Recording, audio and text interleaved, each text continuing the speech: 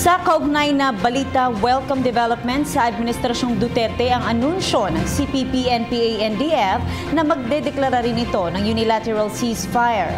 Ayon kay Presidential Advisor on the Peace Process, Jesus Dureza, ito ang hinihintay ng pamahalaan na gawin ng komunistang grupo. Ang deklarasyong ito ng CPP-NPA-NDF ay kasunod ng pag-alis ni Pangulong Rodrigo Duterte nang ideklara nitong tigil putukan sa kanilang grupo matapos mapaso ang itinakda nitong deadline alas 5 ng hapon noong Sabado.